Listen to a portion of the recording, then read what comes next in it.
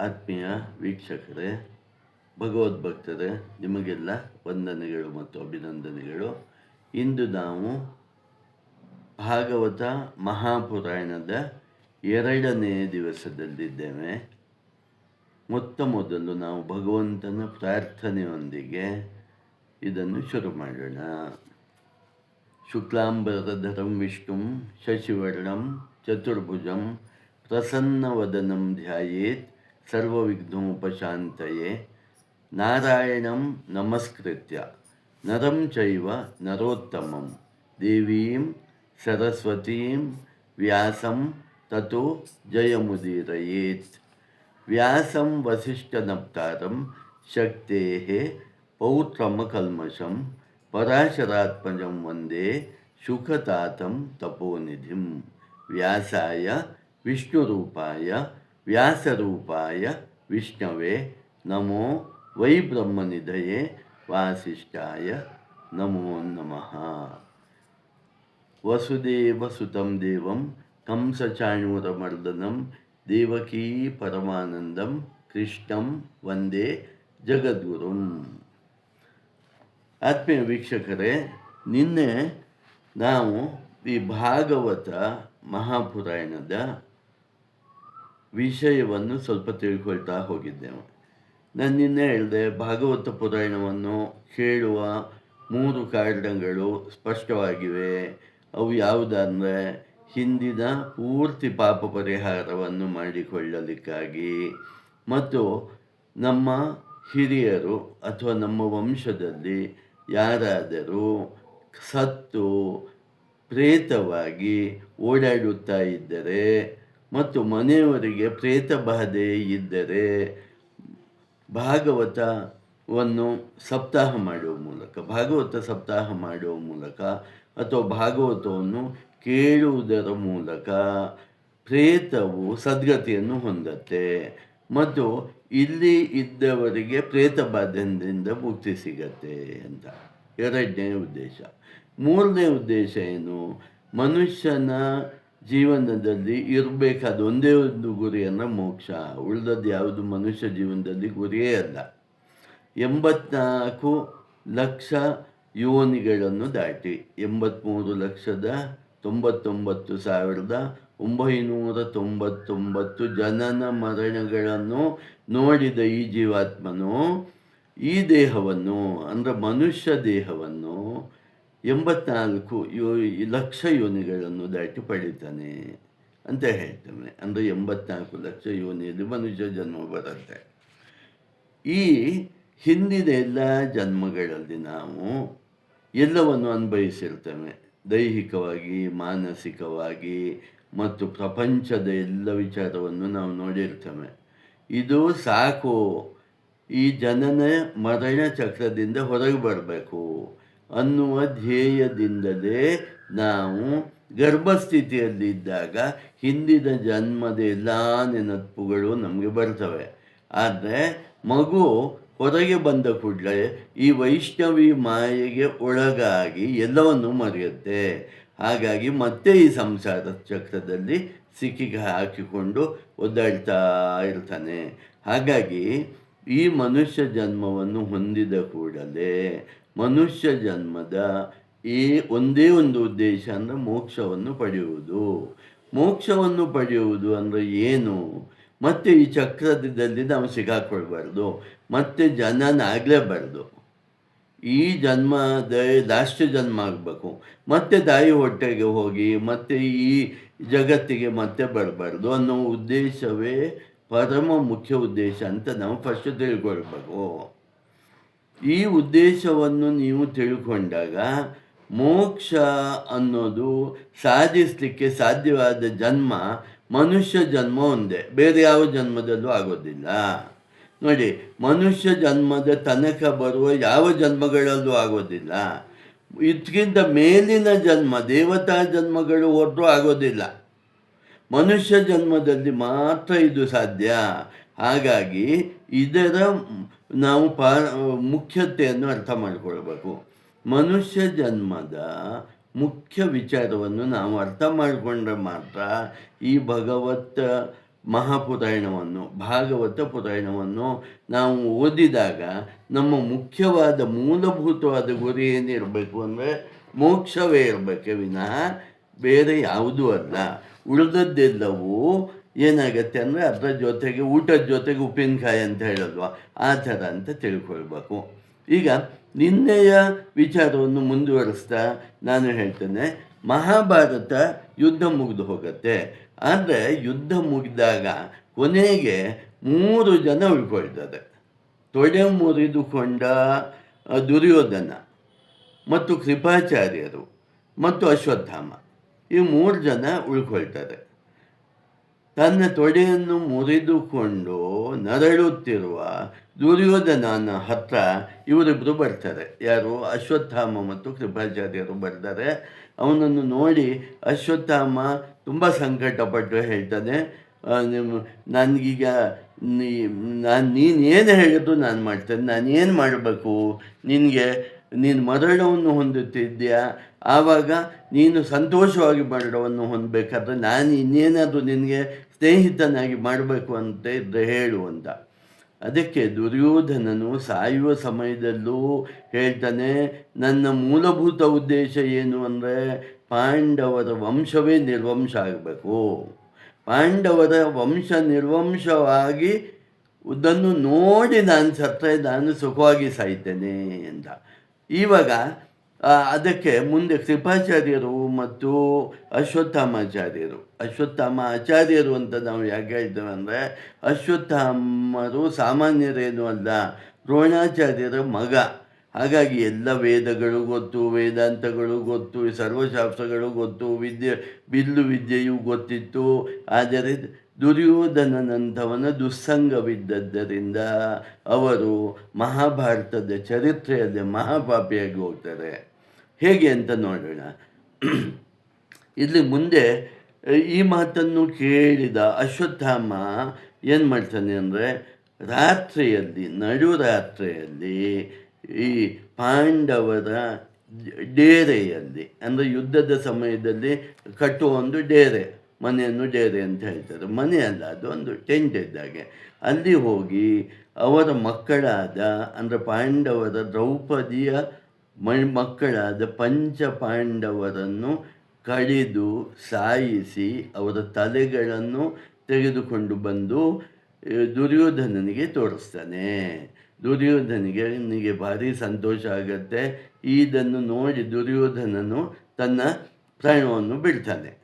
ಆದರೆ ಮತ್ತೆ ಯೋಚನೆ ಮಾಡಿದಾಗ ಅಶ್ವತ್ಥಾಮನಿಗೆ ಅನಿಸತ್ತೆ, ಕೆಲಸ ಪೂರ್ತಿ ಆಗಲಿಲ್ಲ, ಇನ್ನೂ ಒಂದು ಕೆಲಸ ಬಾಕಿ ಇದೆ. ಯಾವ ಕೆಲಸ ಬಾಕಿ ಇದೆ ಅಂದರೆ, ಉತ್ತರೆಯ ಗರ್ಭದಲ್ಲಿರುವ ಮಗುವನ್ನು ಸಾಯಿಸಬೇಕು. ಅಭಿಮನ್ಯು ಮತ್ತು ಉತ್ತರೆಯ ಮಗುವನ್ನು ಸಾಯಿಸಿದ್ರೆ, ಅಂದರೆ ಅಭಿಮನ್ಯು ಸತ್ತಾಗ ಅವನ ಹೆಂಡತಿಯಾದ ಉತ್ತರೆಯು ಗರ್ಭವತಿಯಾಗಿರ್ತಾಳೆ.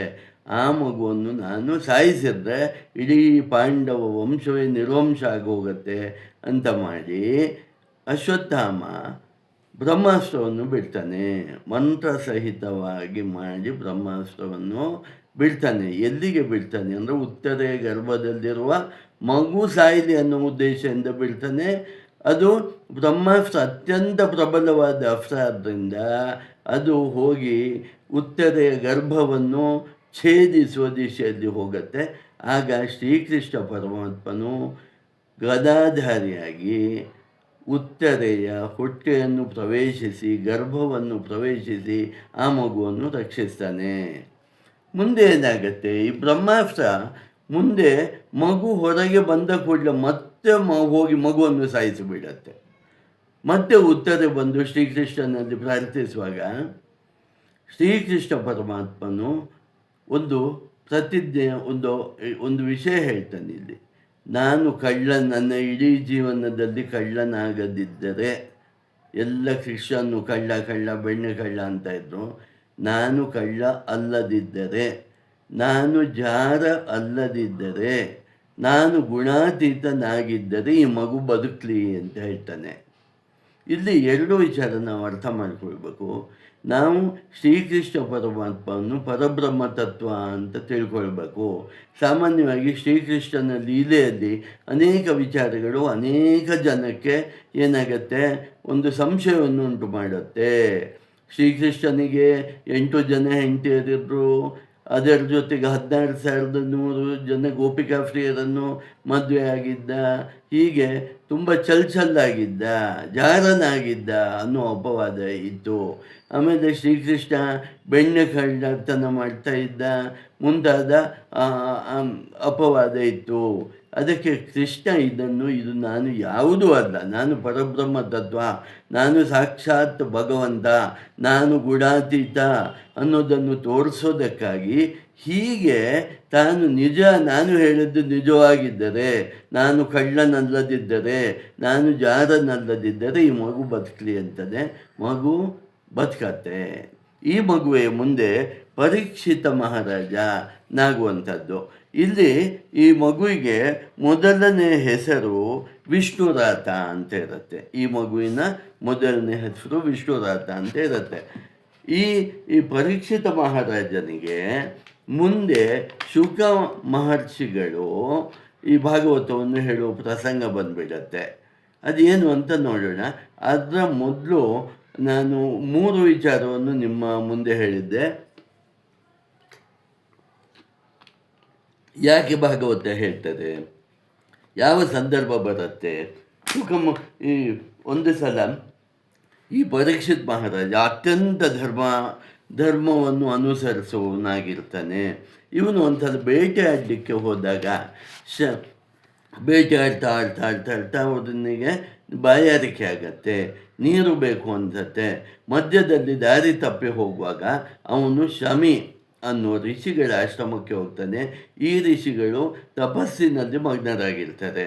ಅವರಿಗೆ ರಾಜ ಬಂದದ್ದು ಗೊತ್ತಾಗೋದಿಲ್ಲ.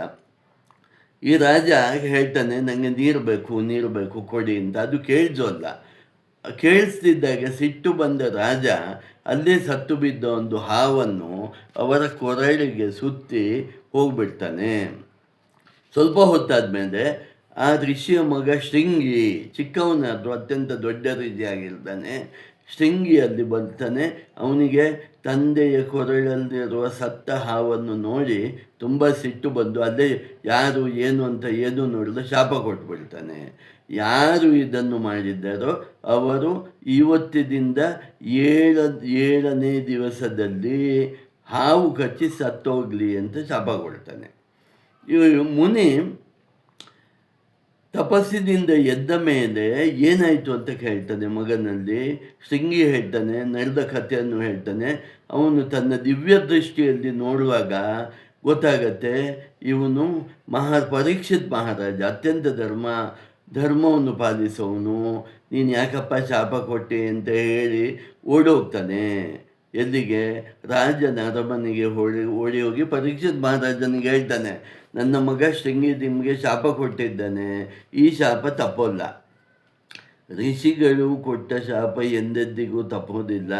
ಹಾಗಾಗಿ ನೀವು ಈ 7 ದಿವಸದಲ್ಲಿ ಏನು ಮಾಡ್ಬೋದು ಅಂತ ನೋಡಿ ಒಂದು ನಿಮ್ಮನ್ನು ನೀವು ಉಳಿಸ್ಕೊಳ್ಳಿ, ಇಲ್ಲ ಏನು ಮಾಡ್ಬೋದು ಅಂತ ನೋಡಿ ಅಂತ ಹೇಳ್ತಾನೆ. ಹೀಗೆ ಈ ಥರ ಪರೀಕ್ಷಿತ್ ಮಹಾರಾಜನಿಗೆ ತಾನು ಬದುಕುವುದು ಇನ್ನು 7 ದಿವಸ ಅಂತ ಗೊತ್ತಾಗತ್ತೆ. ಈ 7 ದಿವಸದಲ್ಲಿ ನಾನು ಏನು ಮಾಡಬೇಕು ಅಂತ ಋಷಿ ಮುನಿಗಳಲ್ಲಿ ಕೇಳ್ತಾನೆ. ಆವಾಗ ಅವರು ಹೇಳ್ತಾರೆ, ಈ 7 ದಿನದಲ್ಲಿ ಯಾರು ಭಾಗವತ ಭಾಗವತವನ್ನು ಕೇಳ್ತಾರೋ, ಭಾಗವತ ಅಂದರೆ ಏನು? ಶ್ರೀಕೃಷ್ಣನ ಚರಿತಾಮೃತ, ಶ್ರೀಕೃಷ್ಣನ ಲೀಲಾಮೃತ.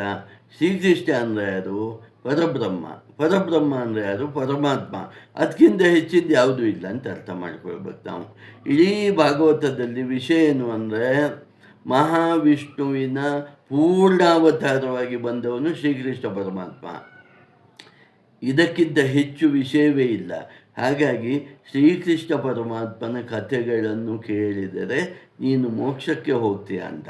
ಇಲ್ಲಿ ಜ್ಞಾನ, ಭಕ್ತಿ, ವೈರಾಗ್ಯ 3 ಇದೆ. ಈ 3 ಪರೀಕ್ಷಿತ್ ಮಹಾರಾಜನಿಗೆ ಕೊನೆಗೆ ಉಂಟಾಗತ್ತೆ. ವೈರಾಗ್ಯ ಉಂಟಾಗತ್ತೆ, ಭಕ್ತಿ ಉಂಟಾಗತ್ತೆ, ಜ್ಞಾನ ಉಂಟಾಗತ್ತೆ. ಜ್ಞಾನದಿಂದ ತಾನು ದೇಹವೇ ಅಲ್ಲ, ನಾನು ಆತ್ಮ. ಹಾಗಾಗಿ ಯಾವುದೇ ಹಾವು ಕಚ್ಚಿದ್ದು ನಾನು ಸಾಯುವ ಪ್ರಶ್ನೆನೇ ಇಲ್ಲ ಅಂತ ಗೊತ್ತಾಗತ್ತೆ.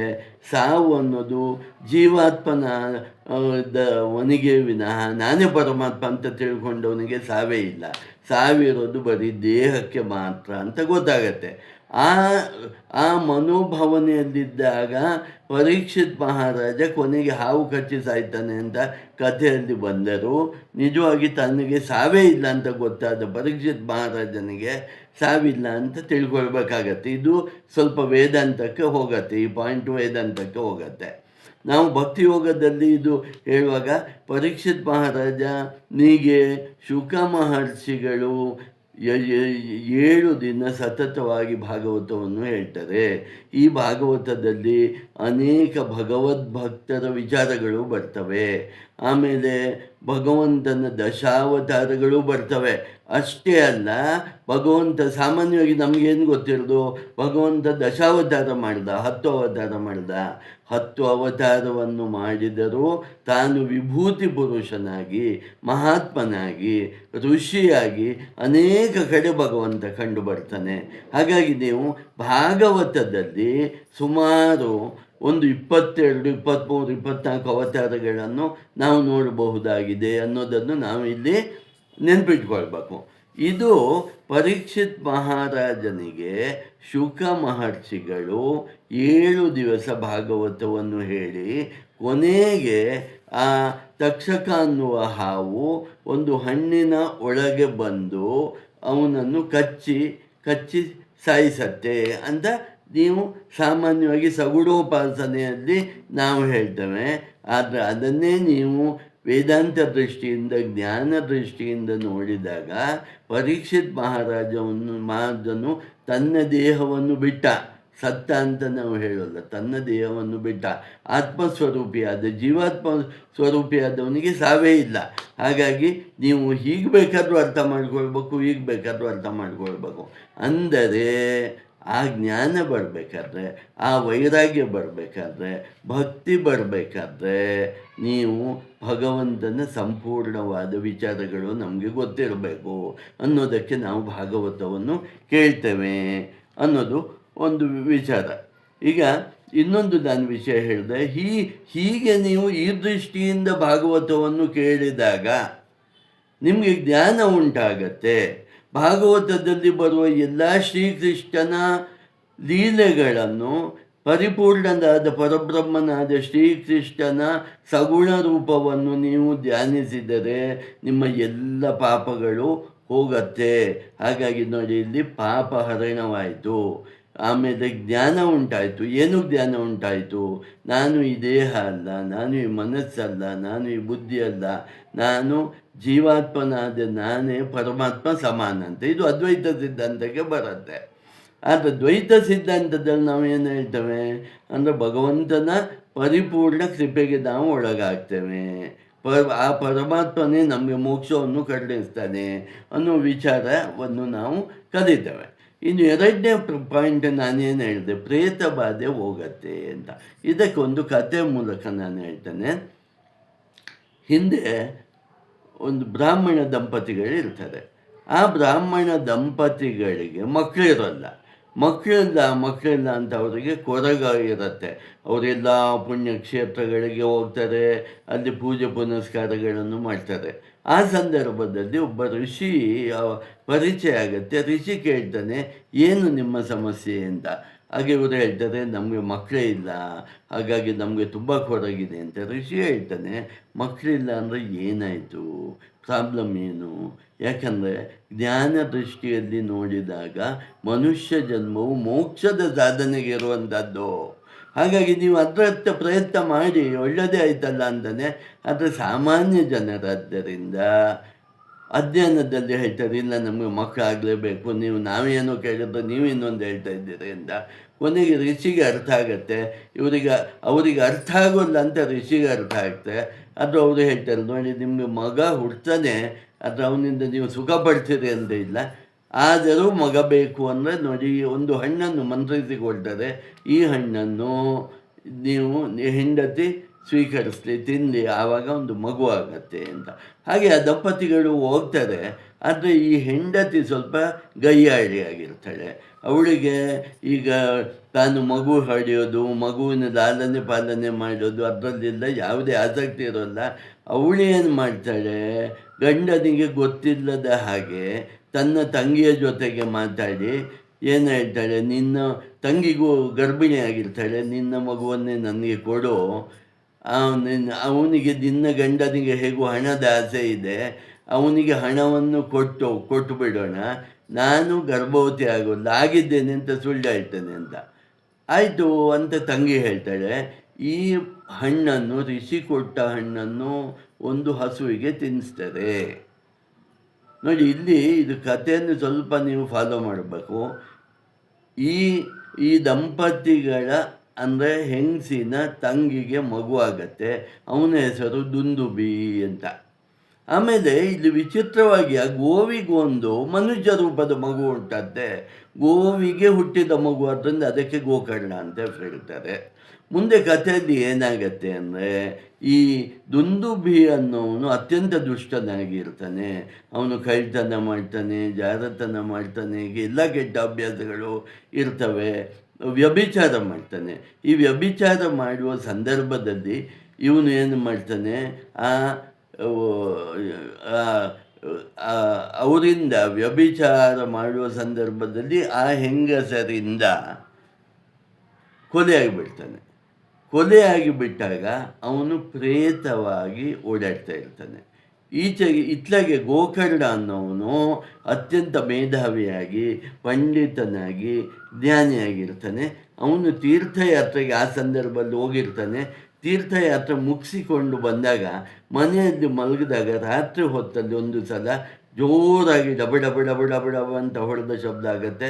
ಬಾಗಿಲು ತೆಗೆದು ನೋಡಿದಾಗ ವಿಚಿತ್ರವಾದ ಆಕಾರಗಳು ಅವನ ಕಣ್ಣ ಮುಂದೆ ಕಾಣಿಸ್ತವೆ. ಅದೇನು ಅಂತ ತಾನು ಗಾಯತ್ರಿ ಮಂತ್ರವನ್ನು ಹೇಳಿ ಆ ಮಂತ್ರ ಜಲವನ್ನು ಆ ಆಕಾರಕ್ಕೆ ಪ್ರೋಕ್ಷಣೆ ಮಾಡಿದಾಗ ದುಂದುಬಿ ಸೂಕ್ಷ್ಮ ಶರೀರದಲ್ಲಿ ಕಂಡು ಬಂದು ಹೇಳ್ತಾನೆ, ನನಗೆ ಸದ್ಗತಿ ಸಿಕ್ಕಿಲ್ಲ, ನಾನು ಪ್ರೇತವಾಗಿ ಓಡಾಡ್ತಾ ಇದ್ದೇನೆ, ದಯವಿಟ್ಟು ನನ್ನ ಸದ್ಗತಿಯನ್ನು ಕಾಣಿಸು ಅಂತ. ಈ ಸಂದರ್ಭದಲ್ಲಿ ಗೋಕರ್ಣ ಅವನ ಶ್ರಾದ್ದಗಳನ್ನು ಮಾಡಿ ಗಯಾಕ್ಕೆ ಹೋಗಿ ಶ್ರಾದ್ದವನ್ನು ಎಲ್ಲ ಮಾಡ್ತಾನೆ, ಅವನಲ್ಲಿ ಆಗೋದೆಲ್ಲ ಮಾಡ್ತಾನೆ. ಆದರೆ ಮತ್ತೆ ಆ ಪ್ರೇತ ಬಂದು ಹೇಳುತ್ತೆ, ನನಗೆ ಸದ್ಗತಿ ಸಿಕ್ಕಿಲ್ಲ, ನಾನು ಇಲ್ಲಿಲ್ಲೇ ಓಡಾಡ್ತಾ ಇದ್ದೇನೆ, ನನ್ನ ನರಕ ಯಾತನೆಯನ್ನು ಅನುಭವಿಸ್ತಾ ಇದ್ದೇನೆ ಅಂದಾಗ ಗೋಕರ್ಣನಿಗೆ ಏನು ಮಾಡಬೇಕು ಅಂತ ಗೊತ್ತಾಗೋಲ್ಲ. ಅವನು ಕೊನೆಗೆ ಋಷಿಮುನಿಗಳನ್ನು ಕೇಳಿದಾಗ ಅವರು ಹೇಳ್ತಾರೆ, ಇದಕ್ಕೆ ಕೊನೆಯ ಉಪಾಯ ಭಾಗವತವನ್ನು ಕೇಳುವುದು, ಭಾಗವತ ಸಪ್ತಾಹವನ್ನು ನಡೆಸುವುದು ಅಂತ. ಕೊನೆಗೆ ಗೋಕರ್ಣನು ಭಾಗವತ ಸಪ್ತಾಹವನ್ನು ನಡೆಸ್ತಾನೆ. ಆ ಸಂದರ್ಭದಲ್ಲಿ ಅಲ್ಲಿ ಒಂದು ಬಿದಿರಿರುತ್ತೆ. ಆ ಬಿದಿರಲ್ಲಿ 7 ಗಂಟುಗಳಿರ್ತವೆ. ಆ ಬಿದಿರಿನ ಒಳಗೆ ವಾಯುದೇಹದಲ್ಲಿ ಇರುವ, ಅಂದರೆ ಪ್ರೇತಾತ್ಮನಾಗಿರುವ ದುಂದುಬಿ ಸೇರಿಕೊಂಡು ಪ್ರತಿದಿನವನ್ನು ಭಾಗವತವನ್ನು ಕೇಳ್ತಾ ಹೋಗ್ತಾನೆ. 1ನೇ ದಿವಸಕ್ಕೆ ಬಿದಿರಿನಲ್ಲಿ ಇರುವ 1ನೇ ಗಂಟು ಹೊಡೆದೋಗತ್ತೆ, 2ನೇ ದಿವಸಕ್ಕೆ 2ನೇ ಗಂಟು ಹೊಡೆದೋಗತ್ತೆ, 3ನೇ ದಿವಸಕ್ಕೆ 3ನೇ ಬಿದಿರಿನ ಗಂಟು ಹೊಡೆದೋಗತ್ತೆ, 4ನೇ ದಿವಸಕ್ಕೆ 4ನೇ ಬಿದಿರಿನ ಗಂಟು, ಹೀಗೆ 7 ದಿವಸಕ್ಕೆ 7 ಬಿದಿರಿನ ಗಂಟು ಒಡೆದೋಗಿ ಆ ಬಿದಿರಿನಿಂದ ಹೊರಗೆ ಬಂದು ದುಂದುಬಿ ಹೇಳ್ತಾನೆ, ನನಗೆ ಈಗ ಇಲ್ಲಿಂದ ಮುಕ್ತಿ ಸಿಕ್ತು, ಪ್ರೇತಾತ್ಮನ ಜೀವನದಿಂದ ಮುಕ್ತಿ ಸಿಕ್ತು, ನನಗೀಗ ಸದ್ಗತಿ ಸಿಕ್ತು, ನಾನು ಹೋಗ್ತಾ ಇದ್ದೇನೆ, ನಿಮಗೆಲ್ಲ ತುಂಬ ವಂದನೆಗಳು ಅಂತ ಹೇಳಿ ಹೋಗ್ತಾನೆ. ಆತ್ಮೀಯ ಮಿತ್ರರೇ, ಇಲ್ಲಿ ನೀವು ಸ್ವಲ್ಪ ಅರ್ಥ ಮಾಡಿಕೊಳ್ಬೇಕು.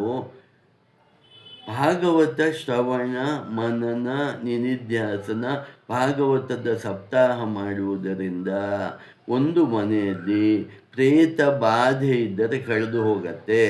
ಮತ್ತು ನಿಮ್ಮ ವಂಶದಲ್ಲಿ ಯಾರಾದರೂ ಪ್ರೇತವಾಗಿ ಸುತ್ತಾಡ್ತಾ ಇದ್ದರೆ ಅವರು ಸದ್ಗತಿಯನ್ನು ಹೊಂದುತ್ತಾರೆ. ಇದಕ್ಕಿಂತ ಬೇರೆ ವಿಷಯ ಇದೆ, ಅಂದರೆ ಗಯಾಶ್ರಾದ್ದಕ್ಕಿಂತಲೂ ಇದು ದೊಡ್ಡ ವಿಷಯ. ಸಾಮಾನ್ಯವಾಗಿ ನಮ್ಮಲ್ಲಿ ಏನಿದೆ, ಗಯಾಶ್ರಾದ್ದವೇ ಅಂತಿಮ ಅಂತ ಇರುತ್ತೆ. ಇದು ಗಯಾಶ್ರಾದ್ದಕ್ಕಿಂತಲೂ ಹೆಚ್ಚಿನ ವಿಷಯ ಅಂತ ನಿಮಗೆ ಈ ಕಥೆಯ ಮೂಲಕ ನಾನು ನಿಮಗೆ ಹೇಳಿದ್ದೇನೆ.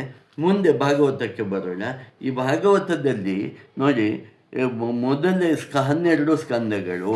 ಈ ಮೊದಲನೇ ಸ್ಕಂದದಲ್ಲಿ ಭಗವಂತನ ಪುರುಷಾವತಾರ ಬರುತ್ತೆ.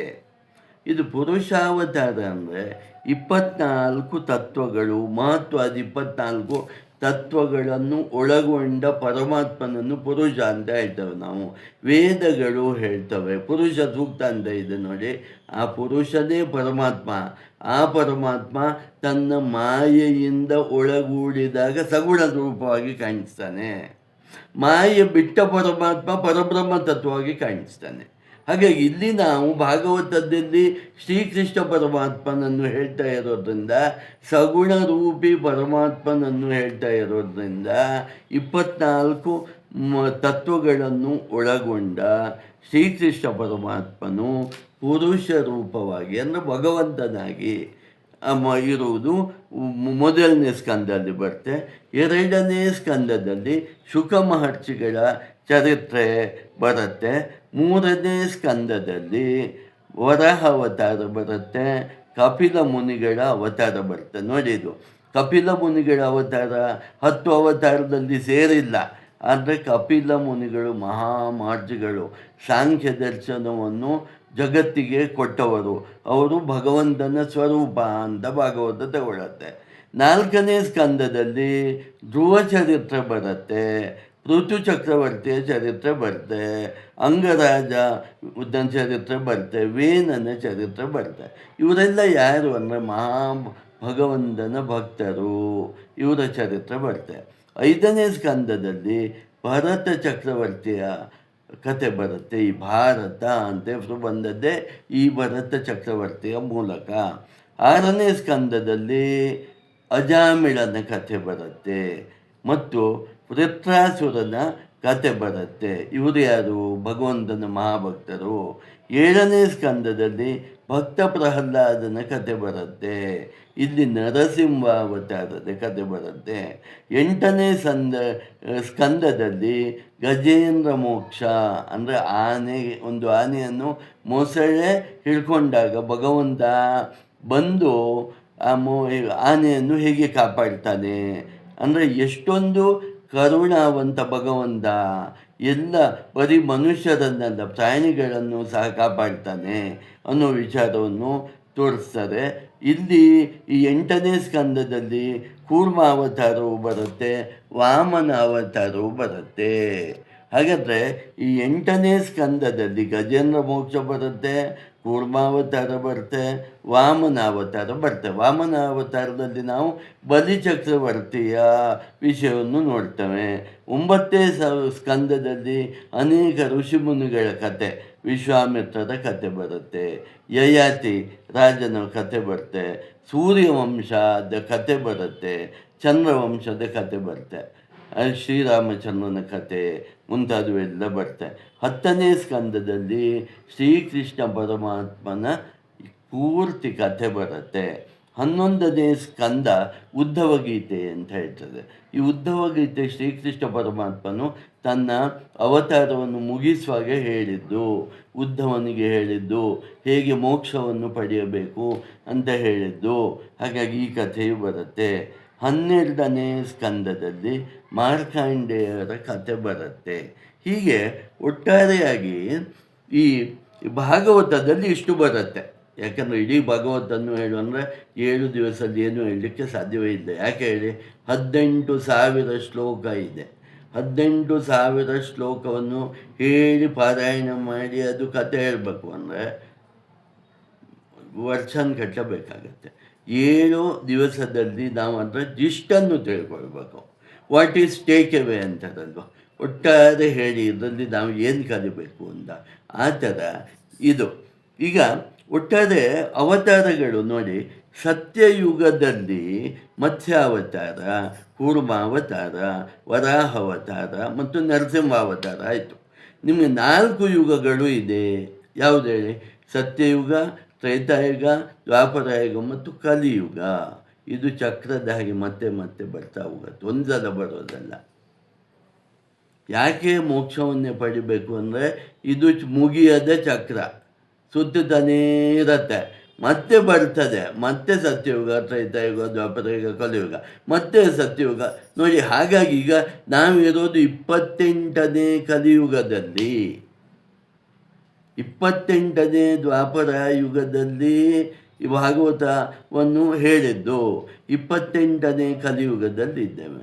ಹಾಗಾಗಿ ನಾವು ಇನ್ನೂ ಸುತ್ತುತ್ತಾ ಇರ್ತೇವೆ. ನೀವು ಸುತ್ತೋದು ಬೇಡ ಅನ್ನೋ ಮೋಕ್ಷದ ಬಗ್ಗೆ ಯೋಚನೆ ಮಾಡಬೇಕು. ಬರೀ ಯೋಚನೆ ಮಾಡೋದಲ್ಲ, ಸಾಧನೆ ಮಾಡಬೇಕು. ಏನು ಸಾಧನೆ ಮಾಡಬೇಕು ಅನ್ನೋದು ನಾವು ತಿಳ್ಕೊಳ್ತಾ ಹೋಗೋಣ ನೋಡಿ. ಹಾಗಾದರೆ ಈ ಸತ್ಯಯುಗದಲ್ಲಿ ಮತ್ಸ್ಯಾವತಾರ, ಕೂರ್ಮಾವತಾರ, ವರಾವತಾರ, ನರಸಿಂಹಾವತಾರ ಆಯಿತು. ತ್ರೇತಾಯುಗದಲ್ಲಿ ವಾಮನ ಅವತಾರ, ಪರಶುರಾಮ ಅವತಾರ, ರಾಮಾವತಾರ ಆಯಿತು. ದ್ವಾಪರ ಯುಗದಲ್ಲಿ ಬಲರಾಮ ಅವತಾರ, ಶ್ರೀಕೃಷ್ಣ ಅವತಾರ ಆಯಿತು. ಕಲಿಯುಗದಲ್ಲಿ ಬುದ್ಧಾವತಾರ ಮತ್ತು ಕಲ್ಕಿ ಅವತಾರ ಆಗತ್ತೆ ಅನ್ನೋದು ಈ ದಶಾವತಾರಗಳನ್ನು ಹೀಗೆ ವಿಂಗಡಿಸಿದ್ದಾರೆ. ಈ ದಶಾವತಾರದಲ್ಲಿ ಅಂದರೆ ಈ ಭಾಗವತದಲ್ಲಿ ಹಾಗಾದರೆ ಅನೇಕ ಭಗವದ್ಭಕ್ತರು ಬರ್ತಾರೆ. ಭಾಗವತದ ಕತೆ ಹೇಳಿ ಅಂದರೆ ನೀವು ಕತೆ ಕೇಳೋನಿಗೆ, ನೀವು ಇಲ್ಲೇ ಫಸ್ಟ್ ಟೈಮ್ ಭಾಗವತವನ್ನು ಕೇಳ್ತಾ ಇರೋಲ್ಲ. ನೀವು ತುಂಬ ಜನರು ಭಾಗವತ ಅಂದು ಹೇಳ್ತಾರೆ. ಪಂಡಿತೋತ್ತಮರಿದ್ದಾರೆ, ವಿದ್ವಾಂಸರಿದ್ದಾರೆ, ಜ್ಞಾನಿಗಳಿದ್ದಾರೆ, ಎಲ್ಲರೂ ಭಾಗವತವನ್ನು ಹೇಳ್ತಾರೆ. ಹೋಗ್ತಾ ಹೋಗ್ತಾ ನಿಮ್ಗೆ ಅನ್ಸುತ್ತೆ, ಏನಪ್ಪ ಕತೆ ಸಿಕ್ಕಾಬಟ್ಟೆ ಜಾಸ್ತಿ ಆಯ್ತಲ್ಲ, ಯಾವ್ಯಾವ ಕತೆ ಎಲ್ಲೆಲ್ಲಿ ಹೊಂದಾಣಿಕೆ ಮಾಡಬೇಕು ಗೊತ್ತಾಗೋಲ್ಲ ಅಂತ. ಅರ್ಥ ಮಾಡ್ಕೊಳ್ಳಿ, ಭಗವಂತನ ದಶಾವತಾರ ಪ್ಲಸ್ ಅನೇಕ ಅವತಾರಗಳು, ಅದರ ಕತೆ ಬರೋದು.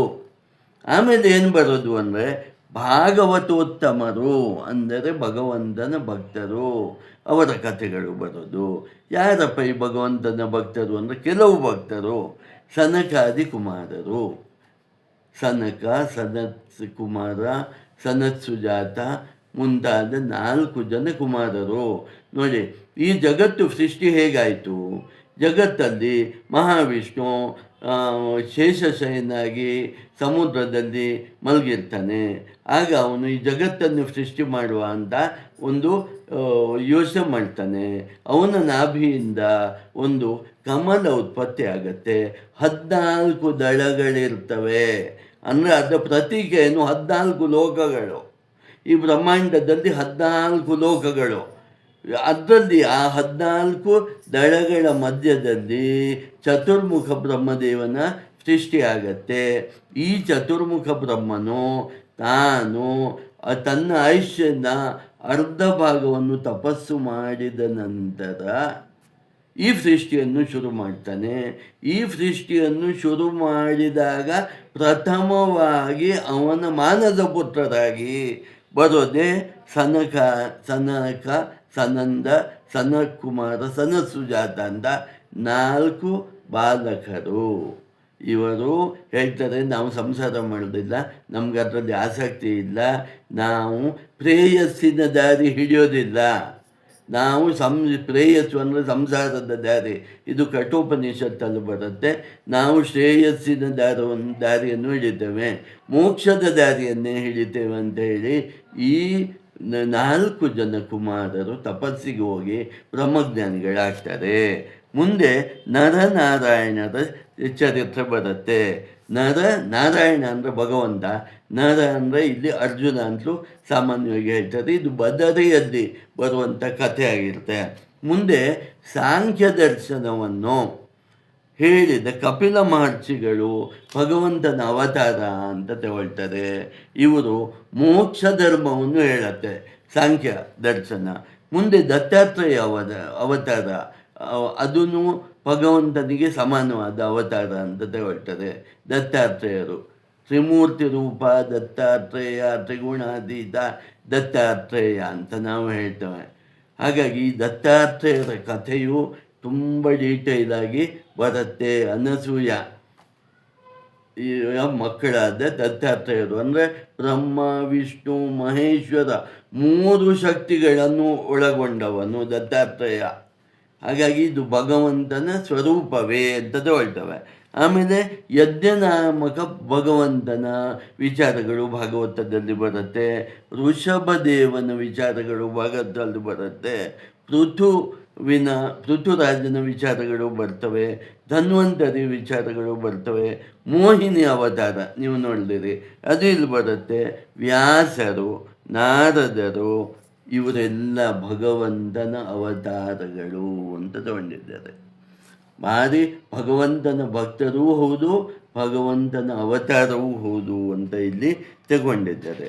ಆತ್ಮೀಯರೇ, ಇಲ್ಲಿ ನಾವು ಭಾಗವತದಲ್ಲಿ ಬರುವ ಭಗವದ್ ಭಕ್ತರ ಪೂರ್ತಿ ಕಥೆಗಳು ಭಾಗವತದಲ್ಲಿದೆ. ಜನಕರ ಕಥೆ, ಭೀಷ್ಮರ ಕಥೆ, ಬಲಿಚಕ್ರವರ್ತಿಯ ಕಥೆ, ಶುಕದೇವನ ಕಥೆ, ಪ್ರಹ್ಲಾದನ ಕಥೆ, ಧ್ರುವನ ಕಥೆ ಮುಂತಾದ ಎಲ್ಲ ಕಥೆಗಳು ಭಾಗವತದಲ್ಲಿ ಬರುತ್ತೆ. ಈ ದಶಾವತಾರಗಳು ಬಹುಶಃ ನಿಮಗೆ ಆ ಕಥೆ ಗೊತ್ತಿರುತ್ತೆ. ಆದ್ರೂ ಮತ್ಸ್ಯಾವತಾರಿಯಾಗಿ ಭಗವಂತ ಬಂದು, ನರಸಿಂಹ ಅವತಾರದಲ್ಲಿ ಬಂದ ಭಗವಂತ ಪ್ರಹ್ಲಾದ ರಾಜರನ್ನು ಉದ್ಧಾರ ಮಾಡ್ತಾನೆ. ಪ್ರಹ್ಲಾದ ರಾಜರು ಓಂ ನಮೋ ನಾರಾಯಣಾಯ, ಓಂ ನಮೋ ನಾರಾಯಣಾಯ ಅಂತ ಹೇಳಿ ಈ ಮೋಕ್ಷವನ್ನು ಮತ್ತು ಇದ್ದಾಗ ಸಕಲವನ್ನು ಪಡೀತಾರೆ. ಧ್ರುವರಾಜನ ಕಥೆಯಲ್ಲಿ ಓಂ ನಮೋ ಭಗವತೆ ವಾಸುದೇವಾಯ ಅನ್ನುವ ಮಂತ್ರದಿಂದ ಧ್ರುವ ಈ ತಾನು ಬದುಕಿದ್ದಾಗ ಎಲ್ಲವನ್ನು ಅನುಭವಿಸಿ ಕೊನೆಗೆ ಮೋಕ್ಷವನ್ನು ಪಡೀತಾನೆ, ಧ್ರುವಧಾರೆಯಾಗಿ ಇರ್ತಾನೆ. ಆಮೇಲೆ ಕಪಿಲ ಋಷಿಗಳ ಕಥೆಯಲ್ಲಿ ಅವರು ಕಪಿಲ ಮಹರ್ಷಿಗಳು ಸಾಂಖ್ಯ ದರ್ಶನವನ್ನೇ ಜಗತ್ತಿಗೆ ತೋರಿಸಿ ಮೋಕ್ಷ ಮಾರ್ಗವನ್ನು ತೋರಿಸ್ತಾರೆ. ಸನಕಾದಿ 4 ಕುಮಾರರು ವೇದಾಂತ ಜ್ಞಾನವನ್ನು ಹೇಳ್ತಾರೆ. ಒಂದು ಭಾಗವತವನ್ನು ಹೇಳ್ತಾರೆ. ಸಗುಣ ರೂಪಿ ಭಗವಂತನನ್ನು ನೋಡಬೇಕಾದ್ರೆ ಭಾಗವತದ ಮೂಲಕ ಹೋಗಬೇಕು. ನಿರ್ಗುಣ ರೂಪನಾದ ಪರಬ್ರಹ್ಮ ತತ್ವವನ್ನು ನೋಡಬೇಕಾದ್ರೆ ಉಪನಿಷತ್ತುಗಳ ಮೂಲಕ ಹೋಗಬೇಕು. ಜ್ಞಾನ, ವೈರಾಗ್ಯ ಮತ್ತು ಭಕ್ತಿ. ನೀವು ಭಕ್ತಿಯನ್ನು ಪಡಿಬೇಕಾದ್ರೆ ಭಾಗವತ ಧರ್ಮವನ್ನು ಅನುಸರಿಸಬೇಕು. ಭಗವದ್ಗೀತೆ, ಭಾಗವತ, ಉದ್ಧವ ಗೀತೆ ಮುಂತಾದರ ಮೂಲಕ ಸಗುಣ ರೂಪಿ ಭಗವಂತನನ್ನು ನಾವು ಆರಾಧಿಸಬೇಕು. ನಿರ್ಗುಣ ರೂಪಿ ಪರಮಾತ್ಮನನ್ನು ನೀವು ಕಂಡುಕೊಳ್ಳಬೇಕಾದರೆ ಉಪನಿಷತ್ತುಗಳ ಮೂಲಕ ಹೋಗಬೇಕು. ಇದು ಸನಕಾದಿ 4 ಕುಮಾರರು ತಮ್ಮ ಅವತಾರದಲ್ಲಿ ಹೇಳ್ತಾರೆ. ಜನಕ ಮಹಾರಾಜ ಶ್ರೀರಾಮಚಂದ್ರನ ಮಾವ ಈ ಕಥೆಯಲ್ಲಿ ಅವನು ಮಹಾಜ್ಞಾನಿಯಾಗಿರ್ತಾನೆ, ಮಹಾಭಕ್ತ ಆಗಿರ್ತಾನೆ. ಭೀಷ್ಮರು ಅಂತೂ ಕೃಷ್ಣನ ಮಹಾಭಕ್ತರು. ಕೊನೆ ಕಾಲದಲ್ಲಿ ಸಾಕ್ಷಾತ್ತಾಗಿ ಶ್ರೀಕೃಷ್ಣ ಪರಮಾತ್ಮನನ್ನು ತನ್ನ ಮುಂದೆ ನಿಲ್ಲಿಸಿಕೊಂಡೇ ಪ್ರಾಣ ಬಿಟ್ಟ ಮಹಾತ್ಮರು ಭೀಷ್ಮರು. ಹಾಗಾಗಿ ಇಂಥ ಮಹಾಭಕ್ತರ ಕಥೆ ಭಾಗವತದಲ್ಲಿ ಬರುತ್ತೆ. ವಾಮನಾವತಾರದಲ್ಲಿ ಬರುವ ಬಲಿ ಚಕ್ರವರ್ತಿ ರಾಕ್ಷಸನಾಗಿದ್ದರು. ಅವನು ರಾಕ್ಷಸನಾಗಿದ್ದರು. ತನ್ನ ದಾನದಿಂದ ತನ್ನಲ್ಲಿರುವುದೆಲ್ಲವನ್ನು ವಾಮನಾವತಾರಿಯಾಗಿ ಬಂದ ಭಗವಂತನಿಗೆ ಯಾವುದೇ ಯೋಚನೆ ಇಲ್ಲದೆ ದಾರ ಎರಿತಾನೆ. ಅಂದರೆ ಭಗವಂತನೇ ಎಂಥ ಭಕ್ತಿ ಅವನಲ್ಲಿದೆ ಅಂತ ನಾವು ನೋಡ್ಬೋದು. ಶುಕದೇವರು ಹುಟ್ಟುವಾಗಲೇ ಜ್ಞಾನಿಗಳು. ಶುಕರು ವೇದವ್ಯಾಸರ ಮಗ ಶುಕರು ಹುಟ್ಟುವಾಗಲೇ ಜ್ಞಾನಿಗಳು. ಈ ಜ್ಞಾನಿ ಮಹಾಪುರುಷನೇ ನಮಗೆ ಇದನ್ನು ಮತ್ತು ಪರೀಕ್ಷಿತ್ ಮಹಾರಾಜನಿಗೆ ಹೇಳಿದ್ದು ಅಂತ ನಾವು ಕೇಳಿದ್ದೇವೆ. ಆಮೇಲೆ ಮುಂದೆ ಅಂಬರೀಷ ಮಹಾರಾಜ ಏಕಾದಶಿ ವಿಷಯವನ್ನು ಹೇಳ್ತಾರೆ. ಇಲ್ಲಿ ಭಾಗವತದಲ್ಲಿ ಬರುವ ಅಂಬರೀಷ ರಾಜನ ಚರಿತ್ರೆಯಲ್ಲಿ ಅಂಬರೀಷ ಮಹಾರಾಜನು ಏಕಾದಶಿ ವ್ರತವನ್ನು ಆಚರಿಸಿ ಹೇಗೆ ತಾನು ಮೋಕ್ಷಗಾಮಿ ಆಗ್ತಾನೆ. ಭಗವಂತ ಬರೀ ಏಕಾದಶಿ ಆಚರಿಸೋದನ್ನು ಉಪವಾಸ ಇರೋದು ಅಂದ್ಕೊಳ್ಬೇಡಿ. ಉಪವಾಸ ಇರುವುದು ಅಂದರೆ ಭಗವಂತನ ಚಿಂತನೆಯಲ್ಲಿ ಇದ್ದು ಇರುವುದು ಅಂತ ಅರ್ಥ ಮಾಡ್ಕೊಳ್ಬೇಕು. ಅಜಮಿಳನ ಕಥೆ ಅತ್ಯಂತ ಸಾಮಾನ್ಯ ವ್ಯಕ್ತಿಗೆ ಬೇಕಾದ ಕಥೆ ಇದು. ಅಜಮಿಳ ಒಬ್ಬ ಚಿಕ್ಕ ವಯಸ್ಸಿನಲ್ಲಿ ಭಗವಂತನ ಭಕ್ತ ಆಗಿರ್ತಾನೆ. ಅವನು ಬ್ರಾಹ್ಮಣ. ಅವನು ಚಿಕ್ಕ ವಯಸ್ಸಿನಲ್ಲಿ ವೇದ ಇವದ್ದೆಲ್ಲ ಕಲಿತಿರ್ತಾರೆ. ನಾನು ಯಾಕೆ ಈ ಕಥೆ ಹೇಳಲಿಕ್ಕೆ ಇಚ್ಛೆ ಪಡ್ತೇನೆ ಅಂದರೆ, ಅಜಮಿಳನ ಕಥೆ ಕೇಳಿದವರು ಅಂದ್ಕೊಳ್ತಾರೆ, ಅಯ್ಯೋ ಅಜಮಿಳ ಕೊನೆಗೆ ಓಂ ನಮೋ ನಾರಾಯಣ ಅಂತ ಮಗನನ್ನು ಕರೆದ ಅವನಿಗೆ ಮೋಕ್ಷ ಸಿಕ್ತು ಅಂತ. ಅಷ್ಟು ಸಿಂಪಲ್ ಯಾವುದೂ ಇಲ್ಲ. ಆ ಥರ ಅಲ್ಲ ಅದು. ಮತ್ತು ಯಾವ ಥರ? ಅಜಮಿಳ ಚಿಕ್ಕ ವಯಸ್ಸಿನಲ್ಲಿ ಭಗವಂತ ಭಕ್ತನಾಗಿದ್ದ. ಅಜಮಿಳನು ಬೆಳೀತಾ ಬೆಳೀತಾ ಏನಾಯಿತು ಅಂದರೆ ಅವನ ಸಂಸಾರದಲ್ಲಿ ನಾನಾ ಕಷ್ಟಗಳು ಬಂತು. ಆ ಸಂಸಾರದಲ್ಲಿ ಬಂದ ನಾನಾ ಕಷ್ಟಗಳಿಂದಾಗಿ ಅಜಮಿಳ ಮತ್ತು ಹಿಂದಿನ ಜನ್ಮದ ಪ್ರಾರಬ್ಧ ಕರ್ಮದ ಫಲವಾಗಿ ಅಜಮಿಳ ಏನು ಮಾಡ್ತಾನೆ, ಸೂಳೆಯರ ಸಂಘ ಮಾಡ್ತಾನೆ. ಹೀಗೆ ಅವನು ಭ್ರಷ್ಟನಾಗಿ ಹೋಗ್ತಾನೆ. ಹೀಗೆ ಭ್ರಷ್ಟನಾಗಿ ಹೋದಾಗ ಅವನಿಗೆ ಒಟ್ಟು ಅನೇಕ ಮಕ್ಕಳು ಆಗ್ತಾರೆ. ಆ ಸಂದರ್ಭದಲ್ಲಿ ಅಜಮಿಳನಿಗೆ ವಯಸ್ಸಾಗತ್ತೆ. ಆವಾಗ ಅವನು ತನ್ನ ಮಕ್ಕಳಿಗೆ ಒಳ್ಳೊಳ್ಳೆ ಹೆಸರನ್ನು ಇಡ್ತಾನೆ. ಒಬ್ಬ ಮಗನಿಗೆ ನಾರಾಯಣ ಅಂತ ಹೆಸರಿಡ್ತಾನೆ. ದಯವಿಟ್ಟು ಇಲ್ಲಿ ಒಂದು ಅರ್ಥ ಮಾಡ್ಕೊಳ್ಳಿ. ಈಗ ನಾವು ಹೆಸರು ಇಡ್ತೇವಲ್ವ, ಅದಕ್ಕೆ ಏನು ಮೀನಿಂಗ್ ಅಂತ ಹೆಸರು ಇಡೋರಿಗೂ ಗೊತ್ತಿಲ್ಲ. ಹಾಗಿಡಬಾರ್ದು. ಯಾಕೆ ಹಿಂದಿನವರು ಹಾಗೆ ಹೆಸರು ಇಡ್ತಾ ಇದ್ರು ಅಂದರೆ, ಆದರಾದರೂ ಭಗವಂತನ ನಾಮಸ್ಮರಣೆ ಆಗಲಿ ಅಂತ. ಇದರ್ಥ ಮಾಡ್ಕೊಳ್ಬೇಕು. ಶ್ರೀನಿವಾಸ, ವೆಂಕಟೇಶ, ನಾರಾಯಣ, ಕೃಷ್ಣ, ಹರಿ ಅಂತ ಯಾಕೆ ಹೆಸರು ಇಡ್ತಾರೆ ಅಂದರೆ, ಕಾನ್ಷಿಯಸ್ಲಿ ಅಲ್ಲದಿದ್ದು ಅನ್ಕಾನ್ಷಿಯಸ್ಲಿ ಆಗಲಿ ಭಗವಂತನ ಸ್ಮರಣೆ ಆಗಬೇಕು ಅಂತ. ಇದರ ಹಿಂದಿನ ಅರ್ಥವನ್ನು ನೀವು ಅರ್ಥ ಮಾಡಿಕೊಂಡ್ರೆ, ನಾವು ಕೆಲವು ಸಲ ಕಾನ್ಷಿಯಸ್ ಆಗಿ ಭಗವಂತನ ಸ್ಮರಣೆ ಮಾಡ್ಬೋದು. ಕೆಲವು ಸಲ ನೀವು ಅನ್ಕಾನ್ಷಿಯಸ್ ಆಗಿ ಭಗವಂತನ ಸ್ಮರಣೆ ಮಾಡಿದರೂ ಭಗವಂತ ಹೇಳ್ತಾನೆ, ಅದನ್ನು ನಾನು ತಗೊಳ್ತಾನೆ, ತಲೆ ಕೆಡಿಸ್ಕೊಳ್ಬೇಡ ಅಂತ. ನೀನು ನನ್ನ ಸ್ಮರಣೆ ಮಾಡಿದೆ ಅಲ್ವಾ, ನನಗೆ ಅದು ಮುಖ್ಯ. ಹಾಗಾಗಿ ಹೆಸರು ಇಡುವಾಗ ಭಗವಂತನ ಹೆಸರನ್ನು ಇಡ್ತಾಯಿದ್ರು. ಇಲ್ಲಿ ಈ ಕಥೆಯಲ್ಲಿ, ಅಜಮಿಳನ ಕಥೆಯಲ್ಲಿ, ತನ್ನ ಕೊನೆಯ ಉಸಿರಿನಲ್ಲಿ ಅವನು ನಾರಾಯಣ ನಾರಾಯಣ ನಾರಾಯಣ ಅಂತ ತನ್ನ ಮಗನನ್ನು ಕರೀತಾನೆ. ಆದರೆ ಅರ್ಥ ಮಾಡ್ಕೊಳ್ಳಿ, ಕರಿತಾ ಕರಿತಾ ಅವನಿಗೆ ಚಿಕ್ಕ ವಯಸ್ಸಿನ ಸಂಸ್ಕಾರವಿದ್ದದ್ದರಿಂದ ನಾರಾಯಣನ ನೆನಪಾಗಿಬಿಡತ್ತೆ. ಅದಕ್ಕೆ ಚಿಕ್ಕ ವಯಸ್ಸಿನಲ್ಲಿ ಭಗವಂತನ ವಿಚಾರಗಳನ್ನು ಮನೆಯಲ್ಲಿ ಹೇಳಬೇಕು ಅನ್ನೋದು ಸಂಸ್ಕಾರವನ್ನು ಕೊಡಬೇಕು. ಅಂದರೆ ನೀವು ಹೇಳ್ತಾ ಕೊನೆಗೆ ಆ ಹಿಂದಿನ ಸಂಸ್ಕಾರಗಳು ಎದ್ದೇಳ್ತವೆ. ಅದಕ್ಕೆ ಚಿಕ್ಕ ವಯಸ್ಸಲ್ಲಿ ಕಲಿಸ್ಬೇಕು ಅಂತ ಹೇಳ್ತಾರೆ. ಯಾಕೆ ಹೇಳ್ತಾರೆ? ಚಿಕ್ಕ ವಯಸ್ಸಲ್ಲಿ 8ನೇ ವಯಸ್ಸಲ್ಲಿ ಶ್ರೀಕೃಷ್ಣ ಪರಮಾತ್ಮನೇ ಎಲ್ಲಿಗೆ ಹೋದ? ಗುರುಕುಲಕ್ಕೆ ಹೋದ. ಶ್ರೀಕೃಷ್ಣ ಪರಮಾತ್ಮನಿಗೆ ಗುರುಕುಲಕ್ಕೆ ಹೋಗುವ ಕಥೆಯ ಏನಪ್ಪ? ನಮ್ಮಂಥವ್ರು ಅಜ್ಞಾನಿಗಳು ಹೋಗ್ಬೇಕು. ಶ್ರೀಕೃಷ್ಣ ಪರಮಾತ್ಮ ಸಾಕ್ಷಾತ್ ಭಗವಂತ, ಅವನಿಗೇನು ಹೇಳ್ಕೊಡ್ಲಿಕ್ಕಿದೆ? ಜಗತ್ತಿಗೆ ತೋರಿಸ್ಬೇಕಾಗಿತ್ತು. ಚಿಕ್ಕಂದಿನ ವಿದ್ಯೆ ಚೂಡಾರತ್ನ ಅಂತ. ಚಿಕ್ಕ ವಯಸ್ಸಿನಲ್ಲಿ ಯಾವ ವಿದ್ಯೆಯನ್ನು ಕಲಿಸ್ಕೊಡ್ತೇವೋ ಆ ಚಿಕ್ಕಂದಿನ ವಿದ್ಯೆಗಳು ಕೊನೆಯ ತನಕ ಇರುತ್ತೆ ಅನ್ನೋದು ತೋರಿಸ್ಕೊಡ್ಬೇಕಾಗಿತ್ತು. ಹಾಗಾಗಿ ನೀವು ಬರೀ ಭಾಗವತವನ್ನು ಕೇಳೋದಲ್ಲ. ಸಾಮಾನ್ಯವಾಗಿ ಏನು ಅಂದ್ಕೊಳ್ತೇವೆ, ಭಾಗವತ ಪುಣ್ಯಕಥೆ, ಅಲ್ಲಿ ಹೋಗಿ ಕೂತು 7 ದಿವಸ ಕೇಳಿದರೆ ಪುಣ್ಯ ಬರುತ್ತೆ. ಪುಣ್ಯ ಮಾತ್ರ ಅಲ್ಲ ಬರಬೇಕು, ಜ್ಞಾನ ಬರಬೇಕು. ಇದನ್ನು ನಾವು ಅರ್ಥ ಮಾಡ್ಕೊಳ್ಬೇಕು. ಭಾಗವತ 7 ದಿವಸ ಕೇಳಿದ್ದೇವೆ, ಬರೀ ಪುಣ್ಯ ಬಂತು ಅಲ್ಲ, ಜ್ಞಾನ, ಭಕ್ತಿ, ವೈರಾಗ್ಯ ಈ 3 ಬಂತು ಅಂತ ನೋಡಬೇಕಾಗತ್ತೆ. ಇಲ್ಲಿಗೆ ನಾನು ಇವತ್ತಿನ ಚರಿತ್ರೆಯನ್ನು ಮುಗಿಸ್ತೇನೆ. ಮುಂದೆ ನಾಳೆ ಶ್ರೀಕೃಷ್ಣನ ಚರಿತಾಮೃತವನ್ನು ಪೂರ್ತಿಯಾಗಿ ನೋಡೋಣ. ನಿಮಗೆಲ್ಲ ವಂದನೆಗಳು ಮತ್ತು ಅಭಿನಂದನೆಗಳು. ಕೃಷ್ಣಂ ವಂದೇ ಜಗದ್ಗುರುಂ. ಓಂ ತತ್ ಸತ್ ಶ್ರೀಕೃಷ್ಣಾರ್ಪಣಮಸ್ತು.